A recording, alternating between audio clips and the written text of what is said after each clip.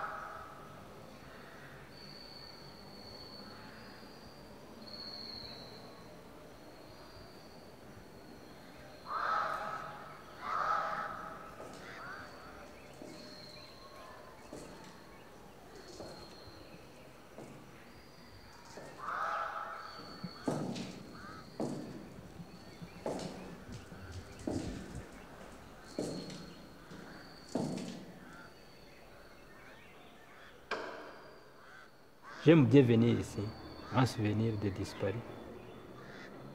Pour moi, j'ai perdu 86 personnes de ma famille. Je ne peux pas l'oublier. Comment l'oublier alors?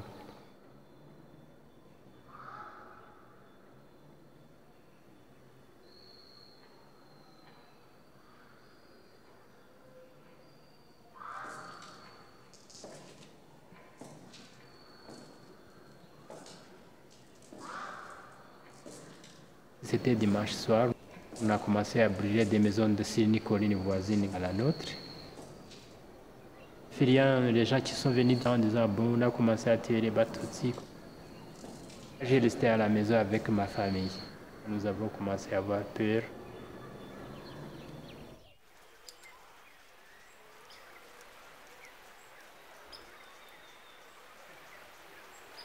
Ce qu'on appelle les Myrciens, la jeunesse Hutu. Ils sont venus avec des bâtons, avec des machettes, mais avec des armes traditionnelles comme ça. Ils nous ont ordonné d'aller tous les bateaux, si vous devez quitter cet endroit, allez vite, sinon vous serez tués.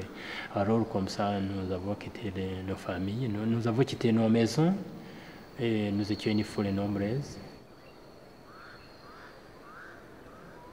Alors puisque nous étions des communautés chrétiennes et catholiques, nous avons décidé de venir ici.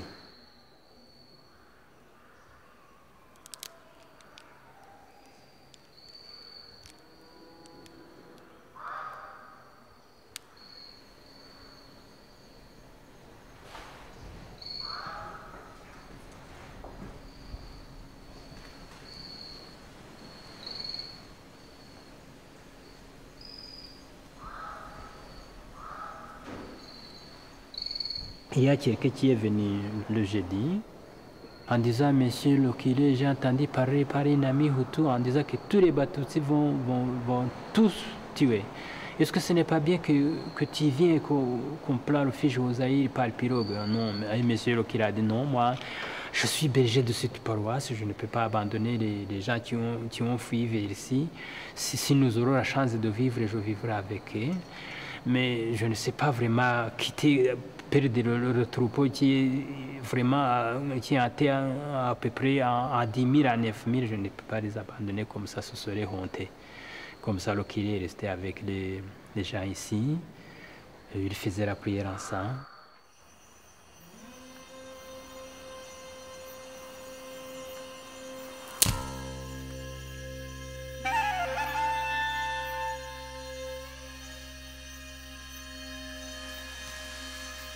Nous sommes dimanche le 17 à 10h. Voilà qu'il y a des militaires, des musiciens, même ils portaient des bérets de parti NRND, du CEDER. Les autres portaient des feuilles sèches dans la tête, au visage pour ne pas reconnaître. Voilà qu'il arrive ici.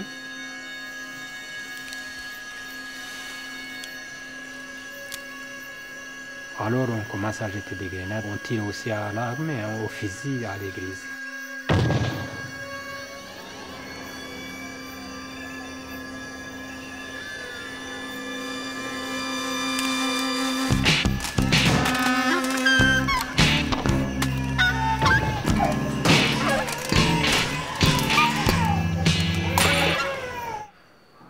Personne ne sachait quand il va mourir. Les gens ont tombé sur moi, les cadres vont tomber sur moi, mais j'ai pu rester là-bas. Mais on est rentré avec des grenades de lacrymogènes, quoi. Ça fait mal aux yeux, à la respiration. Et puis les gens qui étaient encore survivants, on les a ordonnés de sortir.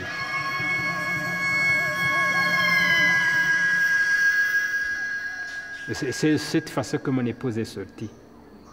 Mais le cadet, mon fils cadet est mort sur place puisqu'il est à côté de moi et par les grenades. Alors mon épouse est sortie de cette façon. En arrivant là-bas, il a été tué par machette. Il a été coupé ses deux jambes et ses deux bras et il est mort de cette façon.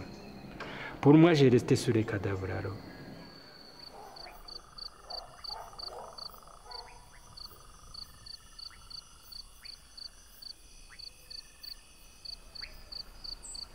Et puis alors nous avons pu rester ici une semaine. Mais on sortait pendant la nuit pour aller chercher de l'eau à boire.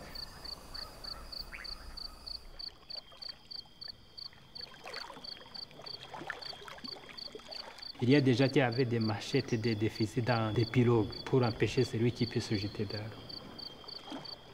Il y avait beaucoup de cadavres dans le lac là-bas.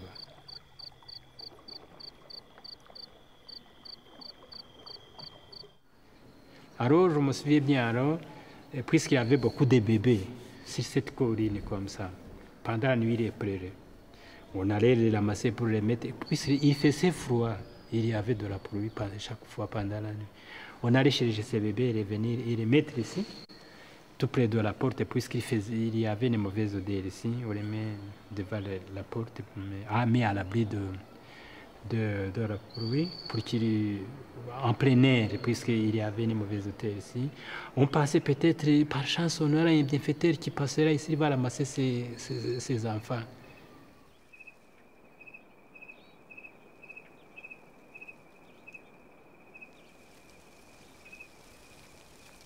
Une fois que les miliciens entraient ici pour chercher les autres qui étaient survivants, on prenait ces petits enfants, on les ramassait comme ça par genre pour les frapper aussi les murs comme ça, les enfants morts de cette façon.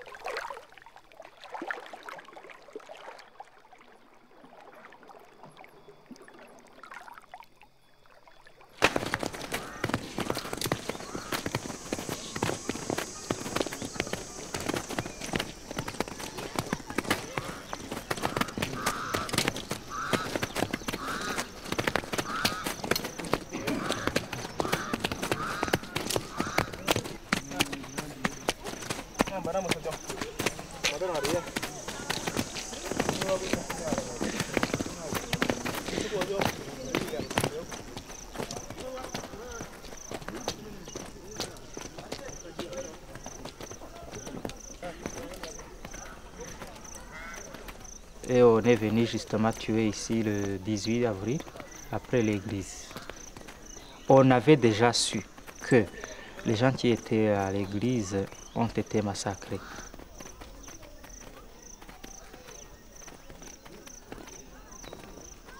Ici, il y avait beaucoup de gens. Il y avait 8000 personnes, c'est avec les enfants et tous les Tutsis avaient peur.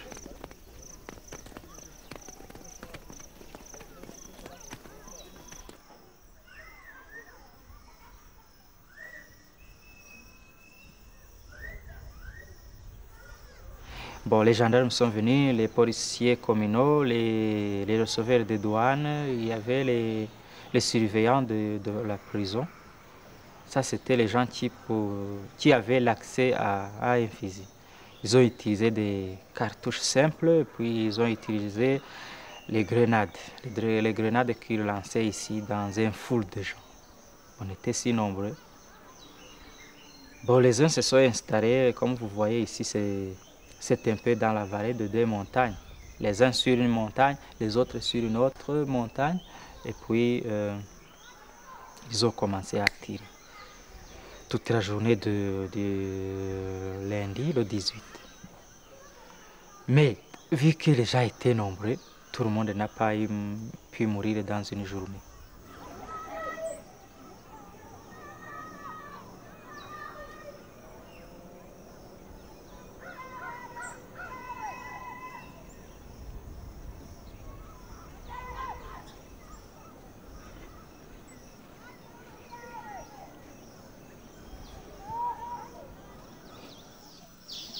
En fait, on est venu tuer chez nous.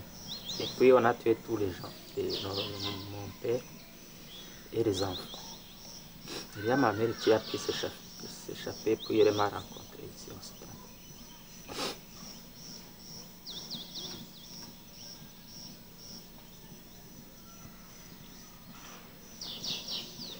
Puis, il a lancé une grenade et puis elle a été morte. Mais ça a été d'une mauvaise manière.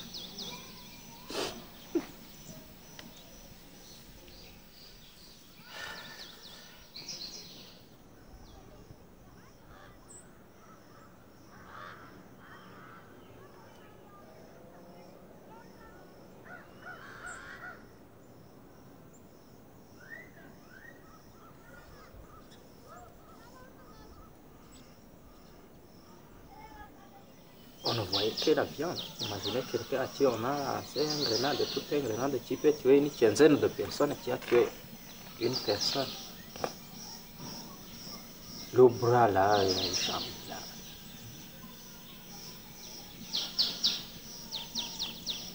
Donc elle a été cassée complètement. On ne pouvait même pas voir le visage. C'était de la viande mêlée du sang.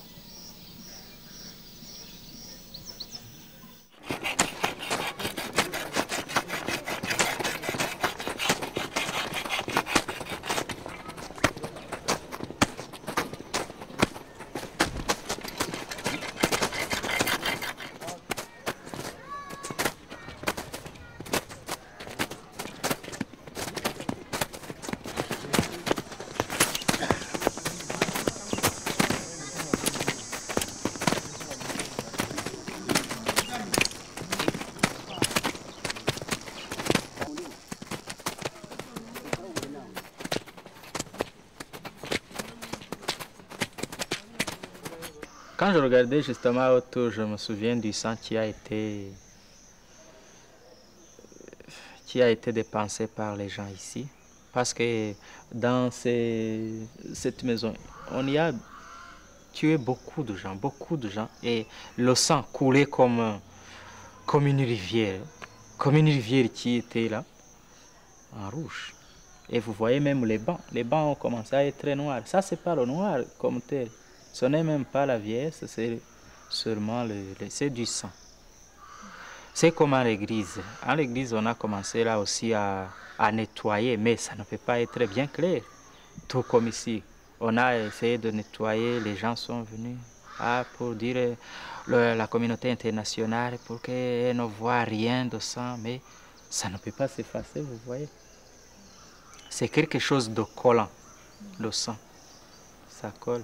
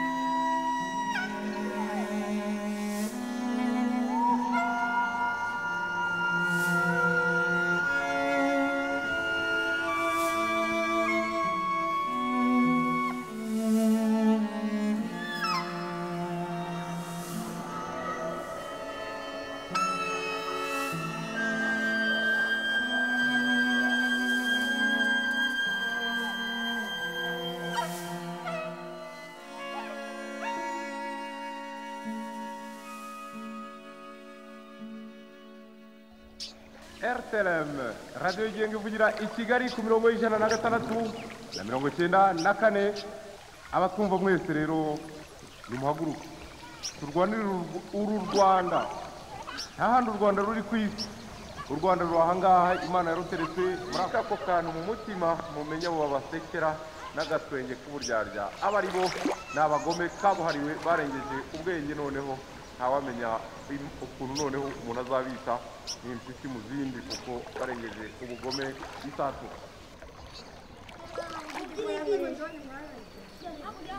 Auparavant, tout le monde vivait ensemble. Il n'y avait vraiment aucune distinction des races.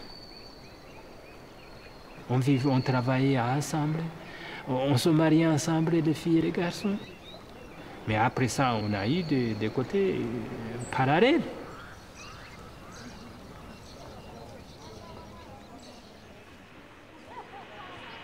ubwicanyi bw'inyenzi inkotanyi ni ukwica nabi umuntu, ni ukumwica bamujomboramo imibiri, bamuvanamo se ingingo zimwe na zimwe, bamuvanamo byo nk'imitima, imyijima, ibifu. Nicyo je nabwiraga nti inyenzi inkotanyi zigomba kuba zirya n'abantu. Ils ont fait une propagande dans la population, et puis la population a commencé à les frères Batutsi. Ça a été planifié secrètement. Comment ça se fait que les jeunes miliciens de Interahamwe de Kibuye ont des grenades, et les autres deux Gishita ont des grenades, et les autres deux Tchangougou comme ça. C'est-à-dire qu'on a diffusé des armes secrètement.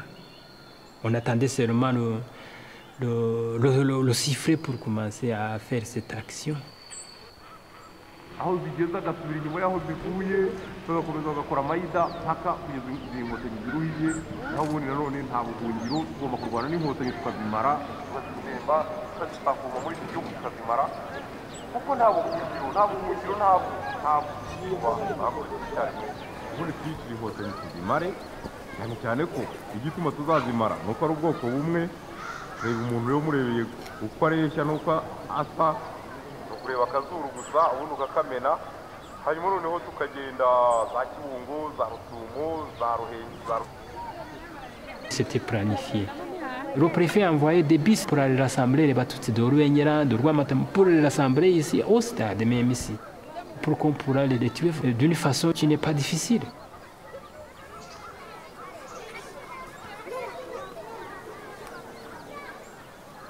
Le jour où on est allé massacrer ou bien tuer là-bas au stade, les rescapés du stade disent que le préfet était avec eux. C'est lui le premier qui a commencé à tirer sur la population qui était au stade. Vous voyez bien que c'était planifié alors.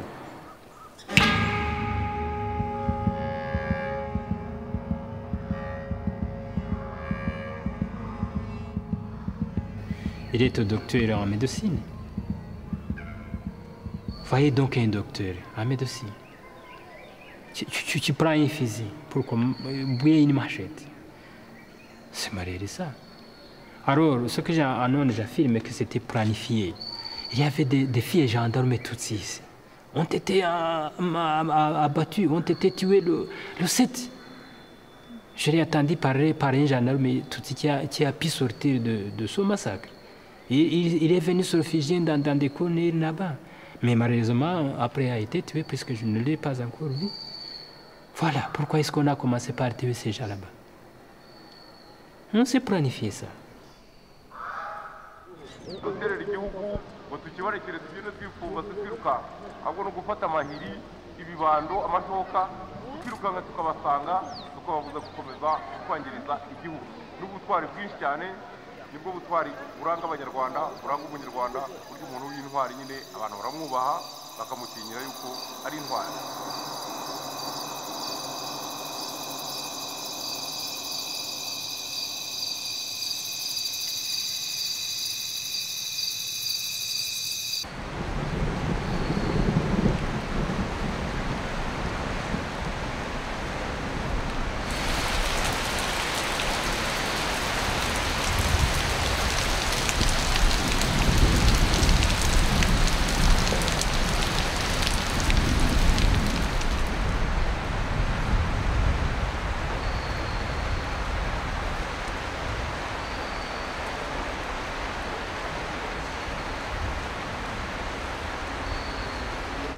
On ne pensait pas, on avait perdu la tête, on ne savait rien, on ne disait rien. On n'avait pas même peur de mourir. Seulement, ce que je pensais, on avait pitié de ceux qui pleuraient là-bas. On ne pensait rien vraiment de ça. Dans la deuxième semaine, on a commencé aussi à venir prendre les cadavres et en allant les enterrer. C'est-à-dire nous serons bientôt tués. Comme ça, nous sommes partis vers Rosaïr, en traversant le lac Kivu, en arrivant à Ijou.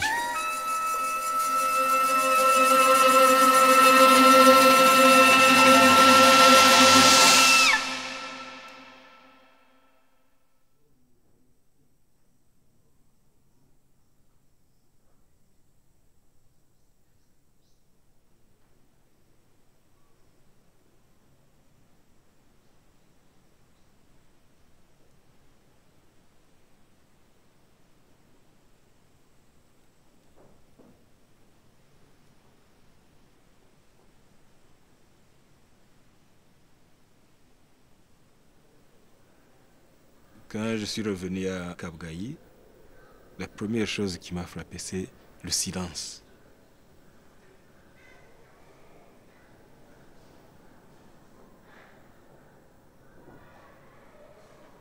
On pouvait s'entendre, on pouvait s'écouter, marcher.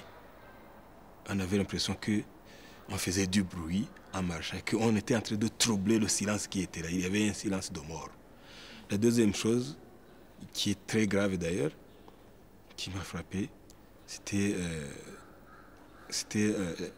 les cadavres qui sentaient. Ouais. Dans les maisons de Kabgayi, dans les maisons de l'évêché de Kabgayi, il y avait des cadavres. Dans les maisons du séminaire, le petit séminaire de Kabgayi, il y avait des cadavres. Et du côté de la commune Mukingi, il y avait eu des massacres. Je pense qu'on a massacré autour de 500 personnes, sinon plus. Et ça sentait très très mauvais, mais surtout, c'était horrible à voir. Il y avait des corps qui gisaient encore. Si je connaissais les gens, ils étaient donc reconnaissables. On pouvait reconnaître que c'était un tel et un tel. Il y avait un bébé qui avait été tué, qui flottait sur l'eau. Il y avait des choses indicibles. Ouais.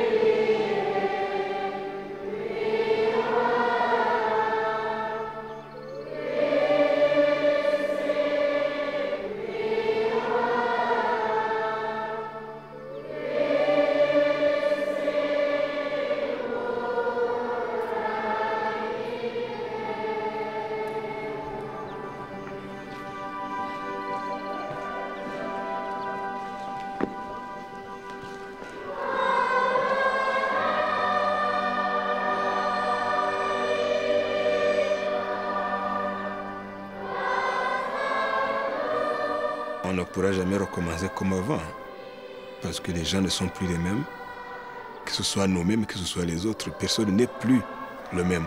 Après ce que nous avons vécu au Rwanda, on n'est plus les mêmes.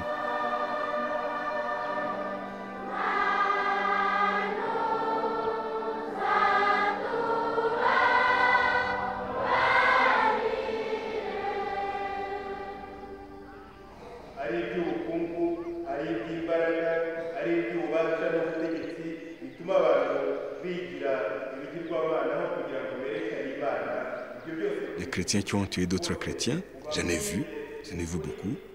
Il y a des gens qui avaient été baptisés, mais pour qui la loi de l'amour du prochain ne valait plus rien.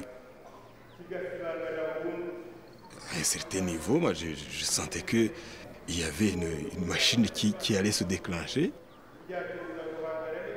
Dans un discours que j'ai prononcé le 10 décembre 1993, c'était devant les représentants de la communauté internationale, il y avait des ambassadeurs, le nonce apostolique était là, il y avait aussi des intellectuels et des ministres et tout ça. J'ai dit, écoutez messieurs, on dit que par-ci par-là, dans Kigali, nous voyons des cadavres.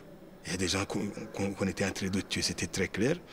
Mais moi, j'ai dit, on attribue ça à des éléments incontrôlés. Et moi, je dis, c'est pas vrai.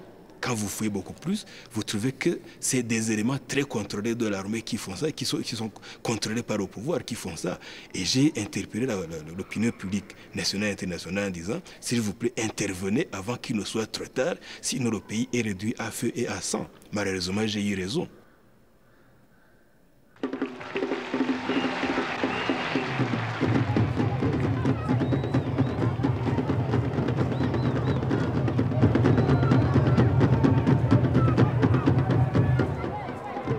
Rwanda was certainly not a paradise at the end of the 80s. General Habyarimana, who had taken power in a military coup, had been in power for 18 years and had become increasingly focused on his own interests, the interests of his own family, the people from his own immediate region. Power was very much concentrated in this small group around the president, which we generally call Akazu, the little house. They were almost exclusively Hutu from the northwest, and people who had this incredible desire to hold on to power. When Habyarimana took power, he established a political party, which was, interestingly enough, not called a party, but called a movement. And the distinction there being that a party might be something one could choose to join or not join, but the movement was something that everyone participated in from birth on. You were a member of the MRND. There was no choice about it.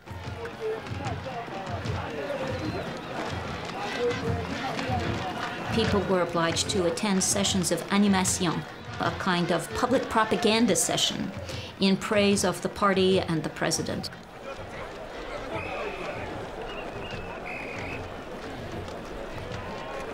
It was a highly organized system, and the lowest rung of the administrative structure was known as the Nyumbakumi, the person who was in charge of 10 households. Once the genocide began, the Nyumbakumi becomes an important figure.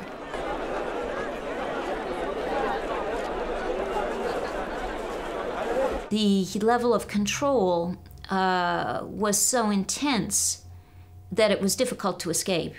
You have to imagine a situation where one person for every 10 houses is keeping an eye on what's going on.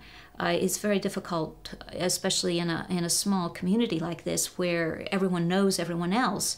For example, for a stranger to enter into the community and not be known to this Nyumbakumi figure. And when it came time to organize people to go out and work on the barriers or to participate in the patrols, the Nyumbakumi was the first level of organization.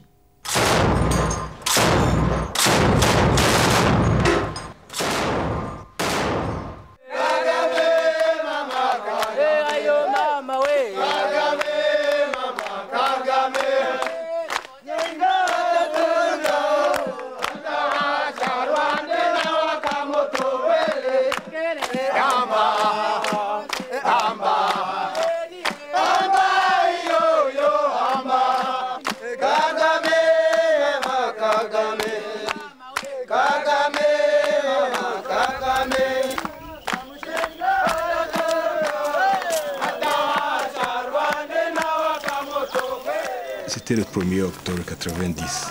Les militaires du Front patriotique rwandais ont décidé d'avancer en faisant la guerre finalement.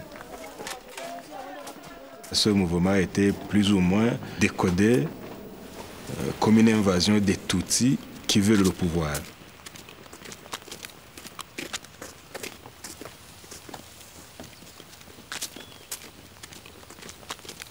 Je pense que la guerre n'était pas du tout justifiée. S'il fallait, si l'objectif principal, il était celui de déboulonner le système, je pense que le système avait été suffisamment fragilisé et à mon avis, ça ne valait pas du tout la peine de faire une invasion armée.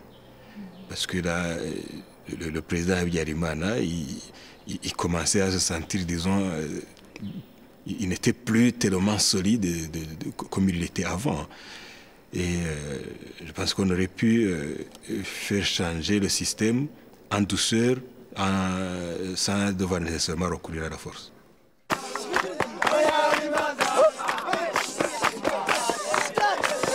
The RPF developed out of the Tutsi refugee community, particularly in Uganda. Most of them descendants of people who had been forced out of Rwanda at the time of the revolution in 1959. They had spent up to 30 years in exile and they wanted to go home. They put together a force of about 7,000. Many from the Ugandan army who deserted en masse to follow their Rwandan officers south across the border, invading Rwanda. Because the RPF was so largely a Tutsi-dominated organization, the opportunity to use the Tutsi population within the country as a scapegoat seemed too tempting to ignore.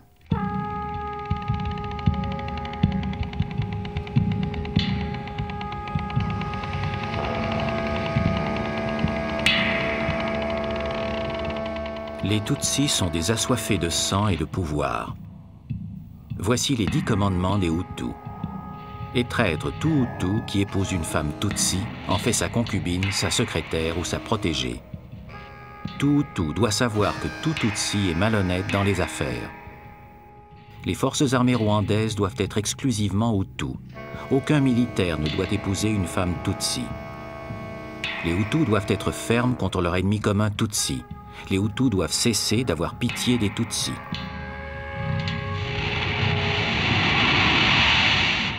Donc l'ennemi en ce moment-là, c'était le descendant des Tutsis réfugiés à l'extérieur, et puis leurs complices qui étaient à l'intérieur, ce qu'ils appelaient les complices qui étaient à l'intérieur. Et aussi, donc, les complices entendaient ici les Tutsis qui sont à l'intérieur, et aussi les Hutus qui ne sont pas d'accord avec le système Habyarimana. C'est ça que, en général, on appelait ennemis. Alors, au fur et à mesure que les choses ont évolué, on a vu que finalement l'ennemi c'était toute personne qui n'était pas d'accord avec Habyarimana. Et c'était aussi simple que ça. Vous n'étiez pas d'accord avec lui, vous étiez soit FPR ou alors le complice, ce qui revient au même.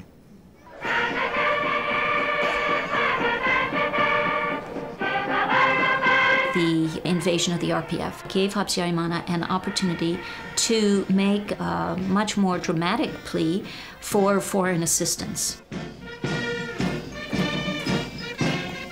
The army of Rwanda was very small, fewer than 10,000 men. It expanded quite rapidly until it reached a size of some 35 to 40,000 men.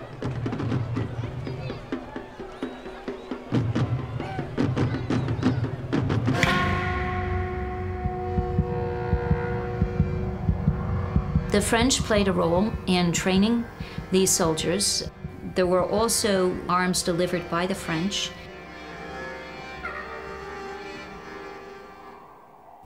Now, the position of the French, in some cases at least, has been, we did not provide the weapons for the genocide. People were killed with machetes. It's important to address that. Perhaps the majority of victims were killed by machetes, but a crucial element in every large massacre was the presence of soldiers or police armed with guns.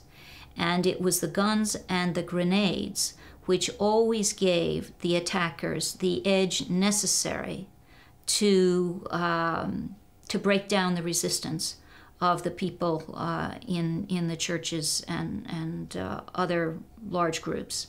So the use of firearms was crucial to the success of the genocide, even if many victims were not killed by gunfire.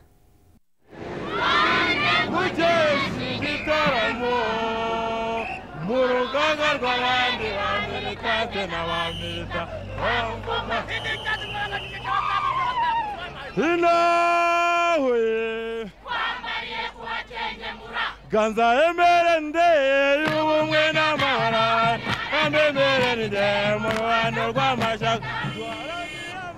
ont créé ce qu'ils ont appelé la jeunesse du mouvement révolutionnaire national pour le développement. Et ces gars, ils recevaient des entraînements comme des commandos militaires. Et on leur apprenait à tuer avec les mains nues. Ils apprenaient à utiliser la corde, les cordelettes qui sont normalement utilisées par les militaires.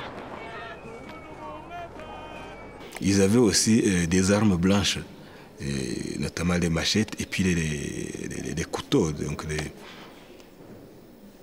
les couteaux longs, donc avec une longue lame, et ils savaient les utiliser.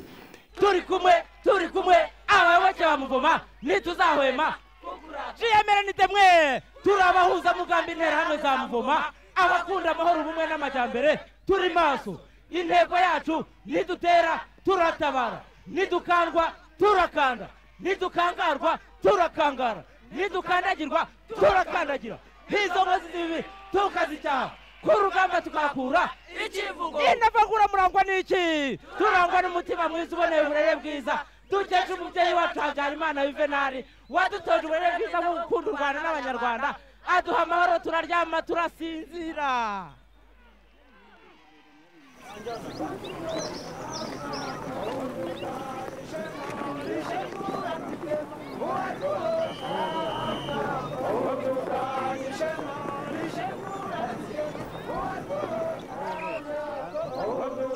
In Interahamwe, the militia, had stored large numbers of weapons and had engaged in training some 1,700 young men who were stationed in different parts of the city of Kigali. According to the person who had trained them, they had a capacity to kill up to 1,000 Tutsi every 20 minutes.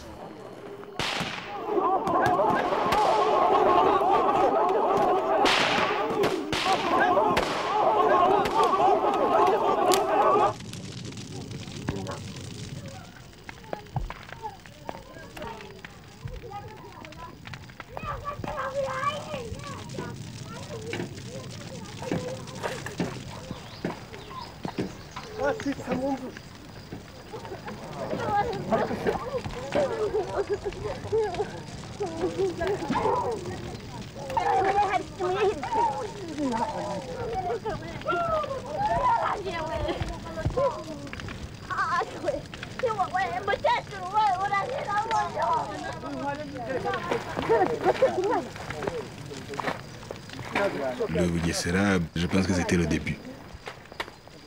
La milice était très très forte au Bugesera et très rapide aussi.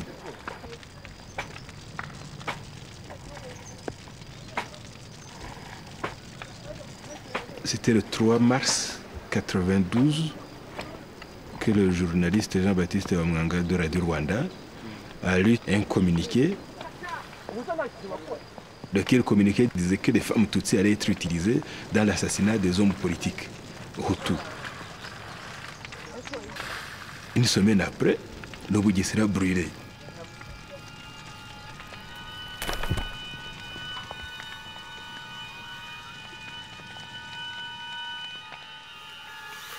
Ce qu'on a vu au Bugesera était à peu près donc, dans la même détermination, à peu près ce qu'on a vu au niveau du génocide. La méthode était à peu près celle-là. Brûler les maisons, tuer les vaches, le bétail, et puis aussi tuer les gens, mais systématiquement, c'est-à-dire à partir du bébé jusqu'au vieux croulant. Tout le monde y passait. Et la machette, des lances, des gourdins, des latrines aussi, des latrines publiques, enfin publiques, disons, des latrines de la population des paysans. Jeter les gens dans les WC, des choses comme ça. C'était systématique. Et c'est ce qu'on a vu au cours du génocide, à part que sur Kigali, ça s'est passé, disons, autrement, avec des grenades et tout ça. Mais dans le Bugesera, c'était principalement la machette et le gourdin et aussi les latrines.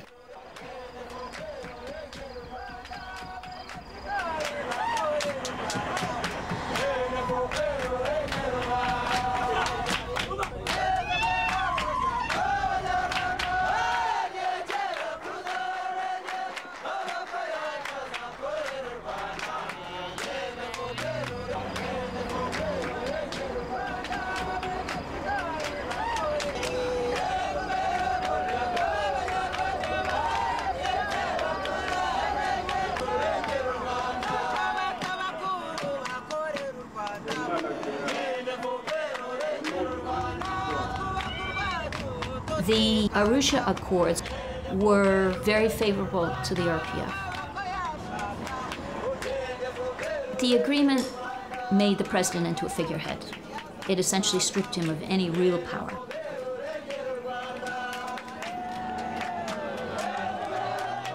The two armies would be integrated. The RPF had 40% of the ordinary ranked soldiers and 50% of the officer corps. This was simply too much for the hardliners to swallow. The idea of a larger scale genocide, of an actual massacre of all Tutsi, probably moved into the real operational stage after the Arusha Accords. Even in signing them, Habyarimana and his group had decided that these accords could never be enforced, but they could never be executed. But having signed them, they could use this as a further goad towards the movement of Hutu power, because they could then use this as an argument. You see, they have taken so much, they will become so dominant that we need to resist them.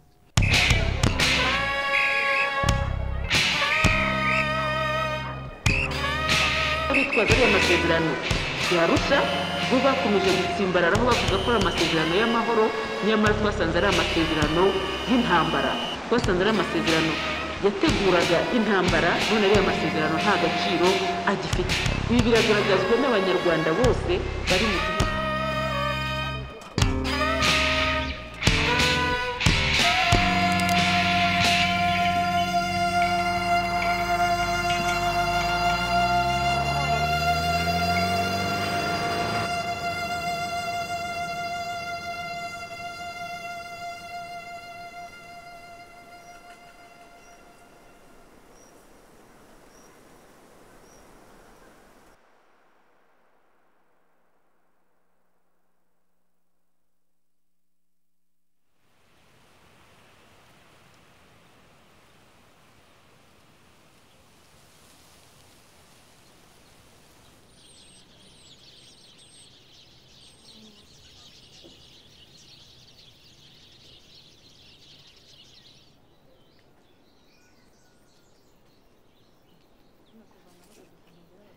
Komeza ngenda kora nkuko uya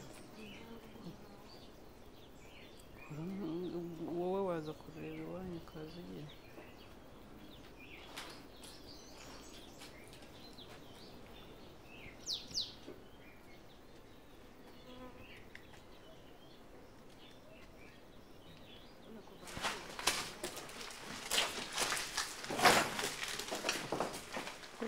haje imbere reba byose ngewe birangora kuko nahageze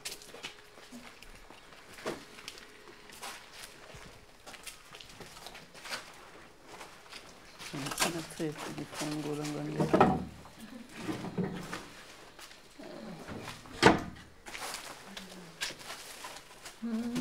byose barabizambere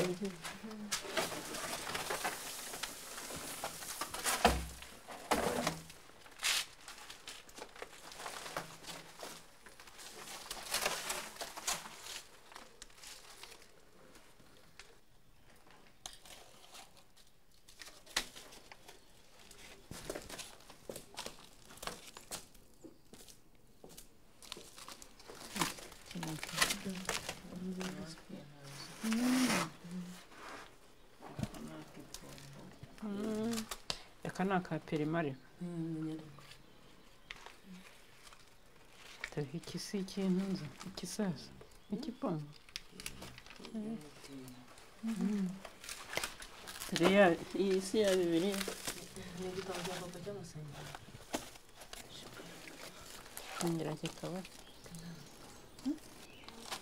Dans les années 60, mon père était policier. Il a été limogé parce qu'il était Tutsi. On ne voulait pas que la police nationale soit constituée par des Tutsis. Les Tutsis ont été déportés au Ouiessela. C'était, je dirais, la jungle. Les autorités se disaient, ils vont mourir là-bas, ils vont périr dans cette région. Mes parents ont rejoint les autres Tutsis qui étaient déjà déportés au Bugesera.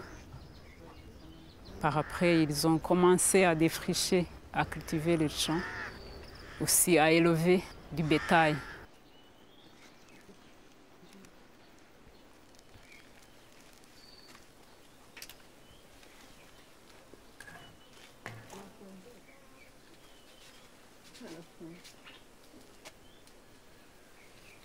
C'est une lettre adressée à ma petite sœur, un permis de conduire pour mon frère Gaspard. Il y a aussi un livre de prière pour mon père. C'est un livre qui est vieux, où il y a des prières. Aussi la carte de baptême pour ma mère et une autre pour mon père. Tous ayant été assassinés. Ça me fait beaucoup de peine. Ça me rappelle la vie commune, la vie familiale. Mais c'est dur parce qu'il n'y a plus personne de la famille. La maison est en débris.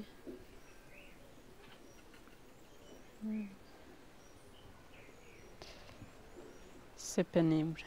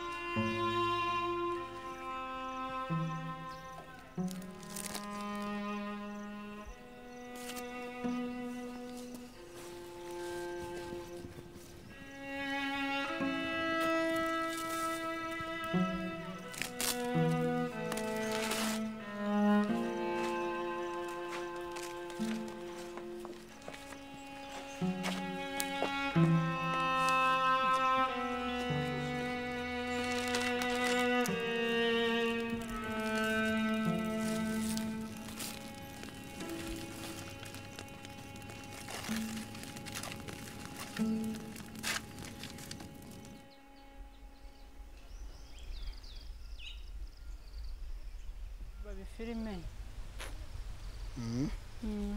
Turagurira igikintu. Aya ndareba iki.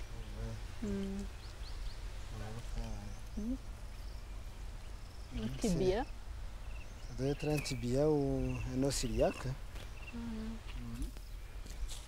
Ce sont les bulldozers qui ont ramassé les terres, hein, tu vois, les traces même des dents des bulldozers, pour venir recouvrir les corps qu'on avait laissés ici. Et quand on voit, les corps ne sont pas bien enterrés, puisqu'on revoit même les cheveux. Tu vois, il y a encore les cheveux. C'est un morceau de bois. Mais on voit ici quand même le... On voit que... Tu vois, ça... Ça c'est un os. Oui, ça c'est un os. Avec des cheveux. Oui, avec des cheveux. L'os que j'ai vu, c'est ça. Ça doit être un os de la tempe de la tête. De la crâne, hein? Oui, je crois. Tu vois, il y a toujours des cheveux. C'est ça? Non, n'enlève pas, mais tu vois. C'est plein les gens, tu vois. On avait fait des piles, hein. On est allé chercher la terre d'un côté. Pour couvrir. D'un côté et de l'autre.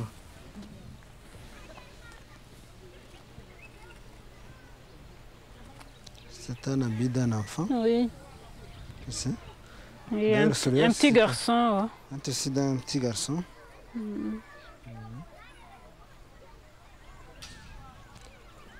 voilà là-bas un os. Hein. Ça doit être un os de tibia ou quelque chose de genre.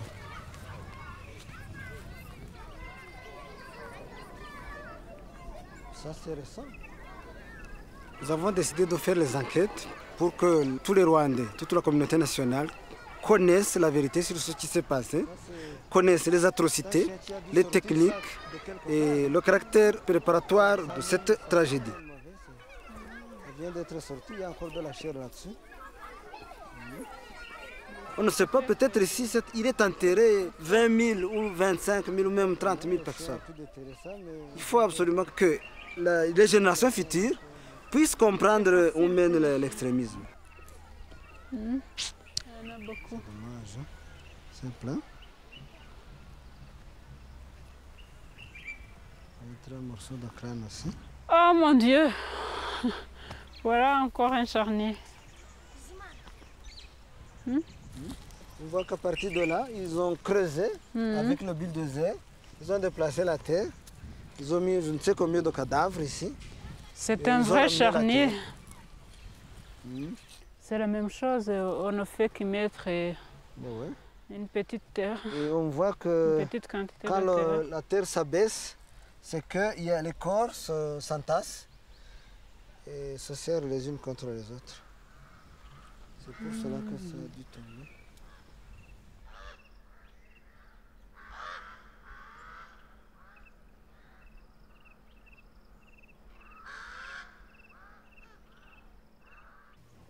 Witwa nde sha? Habimana. Habimana. Hari indi zina? Bari ku muryango undi amwereka igipapuro cye noneho arakireba we ntiyamwica undi ageze amwereka ikindi gipapuro cye ahita amukubita umupanga yikubita hasi n'umwana. Mama?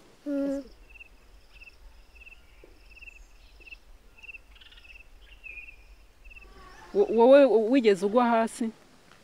Wigeze ugwa hasi? Urakomeje urahagarara? Uyu muhoro bagutemeye mu nzu cyangwa hanze? Bagutemeye mu nzu. Uyu nguyu? Ni mu nzu. Noneho bamaze kugutema na mama ubonye bamwishe we wabigenjeje ute? Nahise niruka. Wanyuze he? Twerekeye n'urutoki aho wanyuze. Nanyuze hano. Uturutse hariya? Nanyuze hano. Mvuye hariya nyura hano mu nturusi nyura no muri ziriya ntoki njya mu mateke ya hariya hirya. Njya mu mateke. Wihishamo? Nta bandi bana mwari hamwe? Njye wenyine.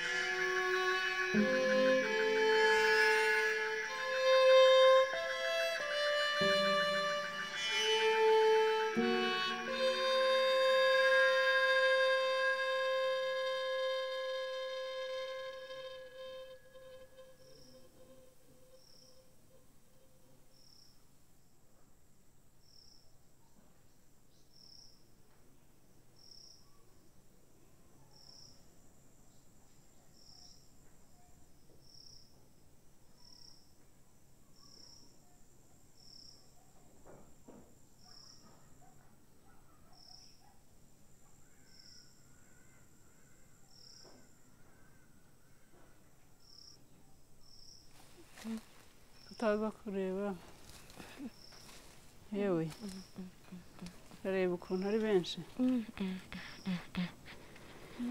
ntawe ushobora kumenya we dore nturebe ko bagerekeranye hariya cyane ibirago biracyari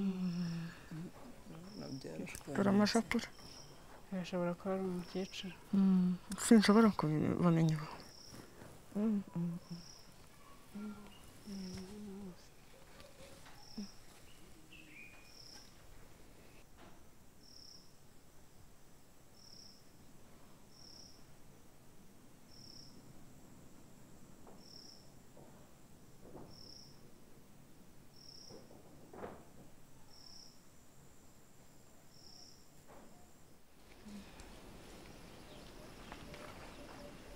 siko nta myenda nabasha kumenya hano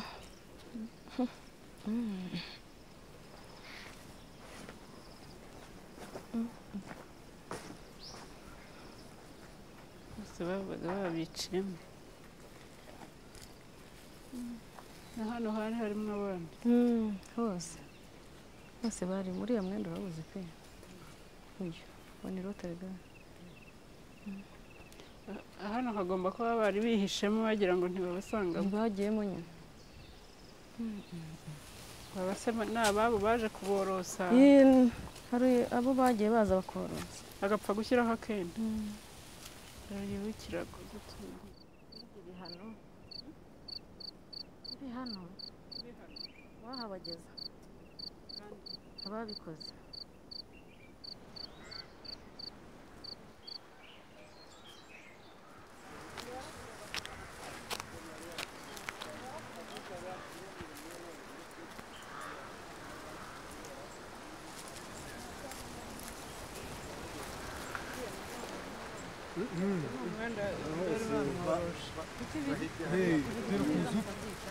ahantu twabonaga akantu k'agakino twarakariturura gusa tugashyiramo mujye mubyica bujura mujye mubyiba nka cya Rudoviko nakibonye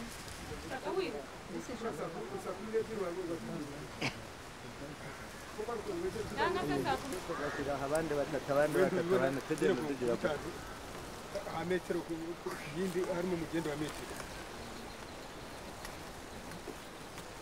Je crois que ça, c'est le résultat de l'impunité que nous avons depuis plus de 35 ans. Il faut absolument qu'on réagisse. Il faut absolument que la justice puisse être rendue aux victimes et que la population sache, cette fois-ci, qu'on ne peut pas disposer de la vie de quelqu'un. Il faut casser l'impunité.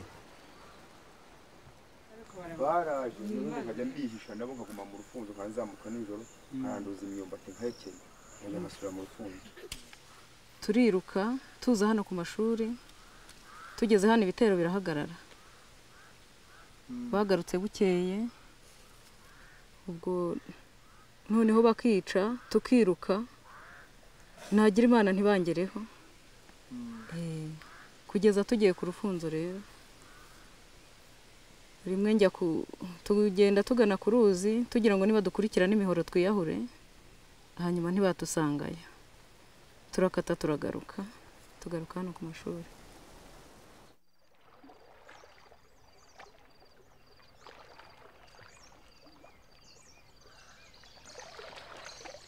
cyane twabitewemo n'abantu b'abagabo ariko natwe twumva ko aho kugira ngo baduteme twakwiyahura tugeze ku ruzi rero bamwe barambuka bajya Gitarama abandi turakata turagaruka abandi bijugunyamo tugihari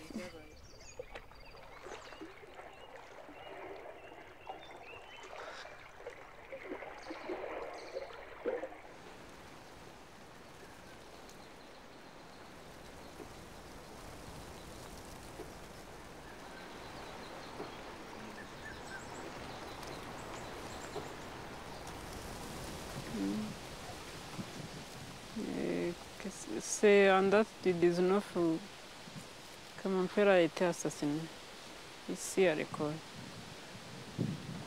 C'était suite à une attaque des militaires.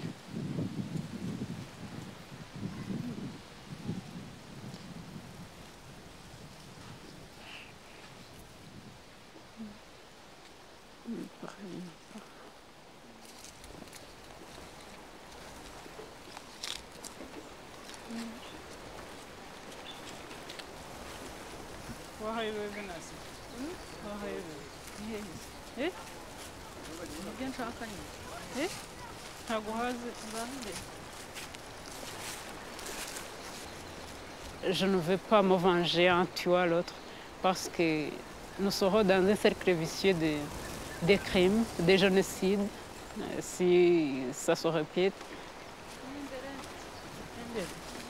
Mais si je trouve quelqu'un qui a tué mon père, ma mère, je ne tarderai pas à porter plainte contre lui. C'est pour que la justice soit rendue à mes parents, mais aussi à moi-même.